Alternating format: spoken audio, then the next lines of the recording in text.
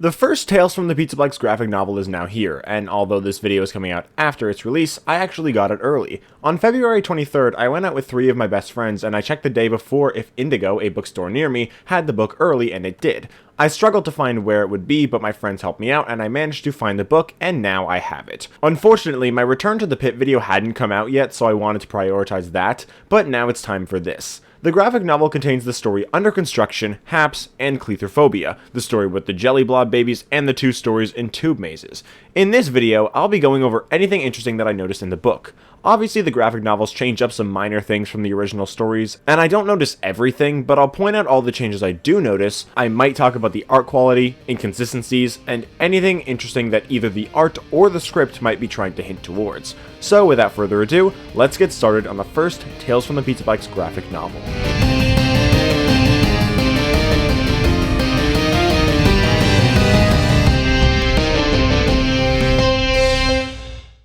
Number 1. The first thing about this book that I want to talk about is the cover. The original cover of this book had Ballora designed much more like her design from Sister Location. The spots on her arms that would normally be very desaturated blue were a bit more gray than blue, but it still looked a lot more like her. Her eyes are also open, which is unlike Ballora. However, this is not the same Ballora from Sister Location, so her eyes being open isn't an issue, and neither is the fact that the cover was actually updated to change some of the colors. All the spots on Ballora that were gray before are now pink, a lot more different compared to the original Sister Location Ballora. I think that's kinda cool to differentiate them since they are very different versions of the character. Number 2. This book actually gave us a small look at the outside of the Pizzaplex, and it looks exactly like you would expect based on the design of the lobby. The whole exterior area is designed pretty well, but that lobby is actually also shown in the book, and it actually looks quite accurate to how it does in the games with the giant gold Freddy statue in the middle and shops and stuff to the sides. It's really accurate. The Pizzaplex logo is also shown a few times, and it is the exact same design as the one from Security Breach with cartoony versions of each of the animatronics. The logo for Blast also appears, and it is also very accurate to the one from the games. Number 3. Something weird that the book does is have Under Construction start outside the Pizzaplex with the characters walking to it and entering.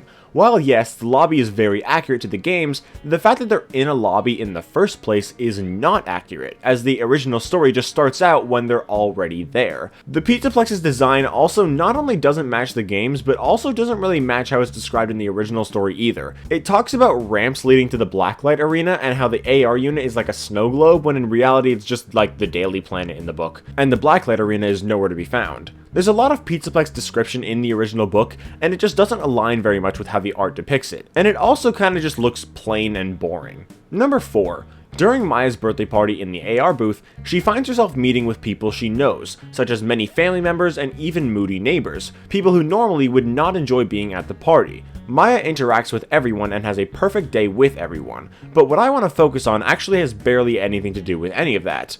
Now, in the background of one of the panels, you can see this guy, and when I saw him, the first, as well as the only thing I could think of, was Scott Cawthon. Looking at how Scott looks in MatPat's Last Game Theory, this illustration of just some random guy genuinely looks exactly like him. I don't know why, nor do I know if this was actually intentional. It probably wasn't, honestly, but it actually is kinda cool. Number 5. In Under Construction, Maya dies when she puts on the AR headset and then gets sucked into it and continues living her life as if nothing happened, only with a headache and the world becoming infested with weird-ass jelly blobs. However, during her birthday celebration in AR, she notes a distinct moment when everything becomes real, where she gets sucked into the party, no longer just watching it, but becoming a part of it, and then she ends up actually tasting the cake as if she was actually eating it. On page 24, there's actually a panel that is shown to be glitchy. I think this glitchy panel is meant to convey her dying and getting sucked in right at this moment, which I think is pretty cool. Number 6.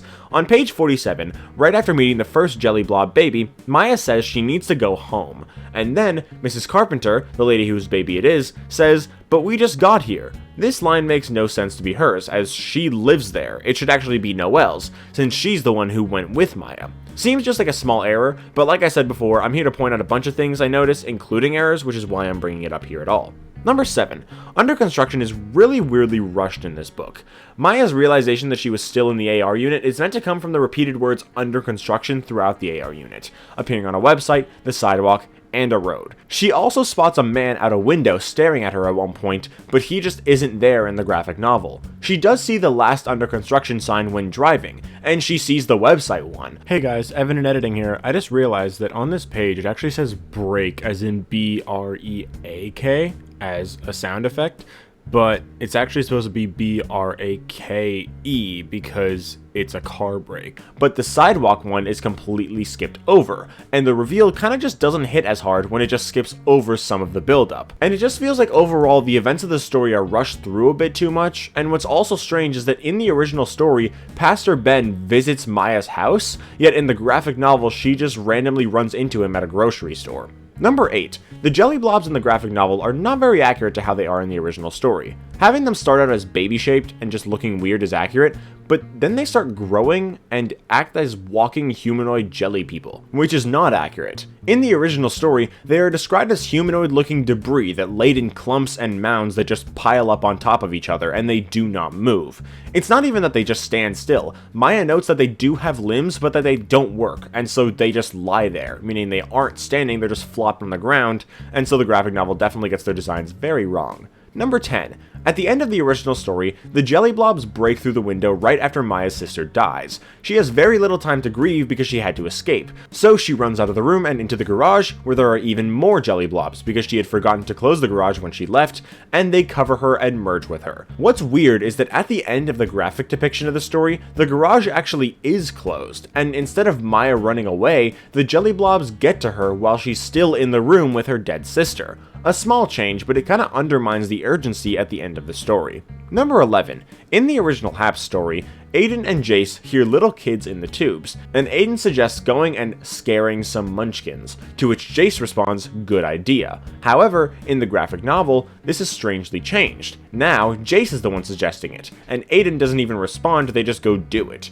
It's a weird and small change, but I only noticed it because Aiden is much more of an asshole in the original story than Jace is, so I thought it was a little weird that Jace was the one to suggest it here, so I went back and checked, and sure enough, it was Aiden. Number 12. Another weird thing I noticed was on page 89. In graphic novels, typically speech bubbles are meant to go from left to right and or top to bottom, so as to ensure people can read them without getting confused.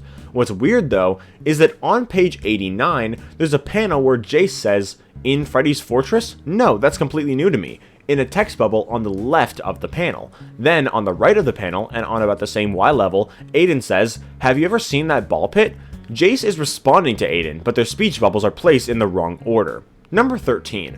In the Happs graphic novel, Happs' design is mostly very accurate, although it's a little strange how the words "help is on the way" are missing from his chest. But later, when he gets damaged, he is a little inaccurate.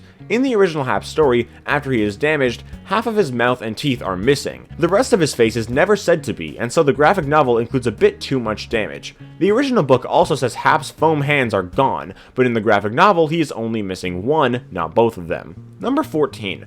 In the graphic novel of Happs, Aiden and Jace come up with a plan to beat up Happs and cause enough damage that the Pizzaplex's systems would reveal to employees that he is out of commission and would have to come and find him and therefore save him. So they face Happs, and this leads to Jace dying in a pipe. However, in the original story, unless I just have bad memory and didn't search hard enough, I don't think they ever actually come up with this plan. Instead, they are just running away from Happs, and Jace dives into the ball pit to avoid Happs, where his foot is cut off. Aiden gets him out of the pit, but Happs reaches him again and brutally kills him. There's a few other differences here too.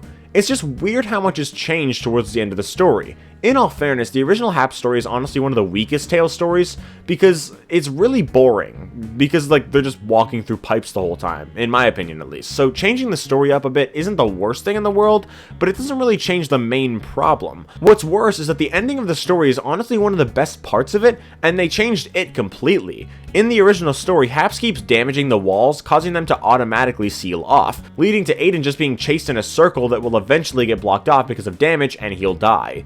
Instead, this version ends with him trying to jump to the exit and getting stabbed in the leg by Happs, then landing in the ball pit and Happs jumping on him, which isn't nearly as cool. There's also a short scene showing someone else's perspective, which was just cut from the graphic novel. I don't know why they changed the end so much, it's honestly just really weird. Number 15. On the first page of Cleithrophobia in this book, we see some characters looking at a map of the Pizzaplex. What's weird is that on the map, the attractions aren't all named as they should be. The roller coaster is supposed to be called Fast Freddy, the tube maze is Freddy's Fortress, Fazerblast Arena is just Fazerblast, and the Urban Legends Roleplay Auditorium is meant to be named the Urban Legends Roleplayers Auditorium. On top of that, there's some attractions that we know existed during that era of the Pizzaplex, which are just missing, like bumper cars, go-karts, blacklight arena, tilt-a-whirl, theater, arcades, and VR booths. Number 16. Another thing I noticed on the first page is that the designs of the animatronic silhouettes are actually identical to the designs of the PNGs of them that you can find online. See Monty, Chica, Freddy, and Roxy.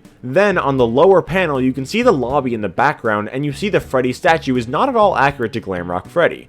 Not only is the Glamrock Freddy a much lighter brown, but the statue is also missing the blue spot on his hat, the earring, the colors on his face, the red shoulder pads, and even his bow tie. But also, most of all, it's meant to be a golden statue. So yes, you're supposed to see the accents of all those parts, but it's all supposed to be gold, and none of those things are on this statue, which they should be.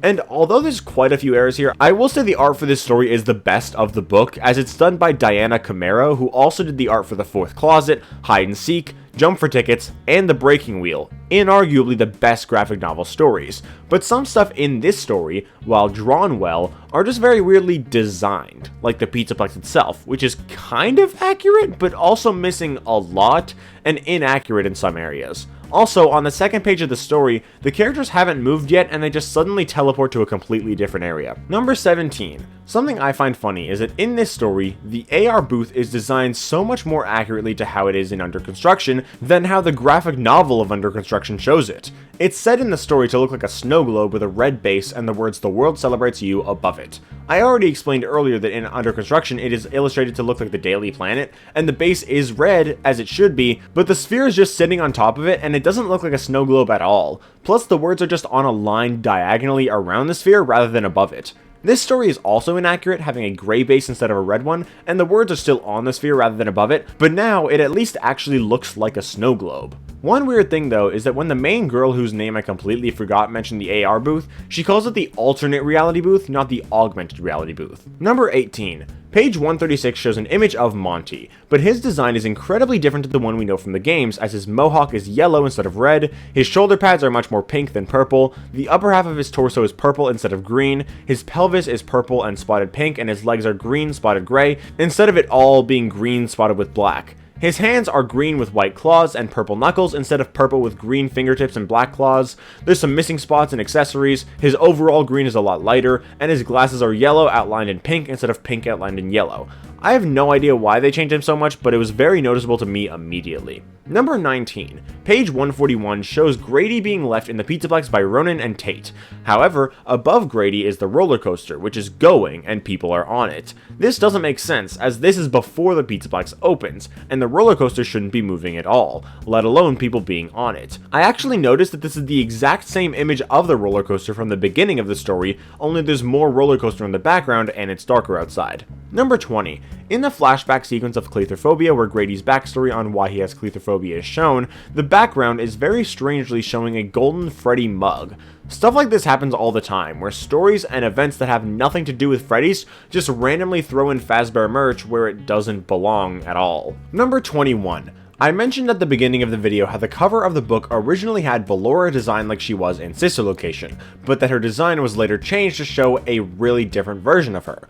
However, in the actual Cleithrophobia story, Ballora's design doesn't actually match the cover's version with the pink, instead matching the original Sister Location design. Neither design contradicts the description given in the story to my knowledge, outside of showing part of her legs when she's just supposed to be a torso and a head, but the graphic story and the cover just don't really match each other. Number 22. In the original story, after Ballora gets Grady to checkpoint 2, she disappears almost instantly. Then Grady has to go through even smaller pipes and he knows he can't fit in them at all, but he tries anyway. He gets completely stuck, unable to move even a little bit, but he doesn't ask Ballora for help because she will hurt him like last time. But then, Ballora shows up and helps him against his will. However, in the graphic novel, after Ballora gets Grady to checkpoint 2, she doesn't disappear. She stays there and tells him he's almost there and can do it. Grady looks into the tube and realizes he can't get through and immediately asks Ballora for help, which isn't accurate. And that is everything I noticed in the first Tales from the Pizzaplex graphic novel. The second one comes out on September 2nd, so we got a little while to wait before we see Pressure, Submechanophobia, and the Mimic,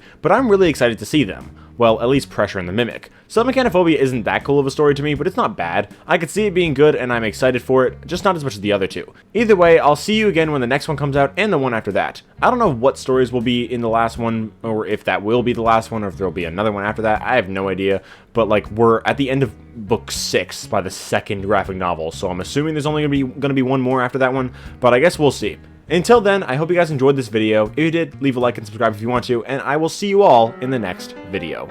Bye, guys!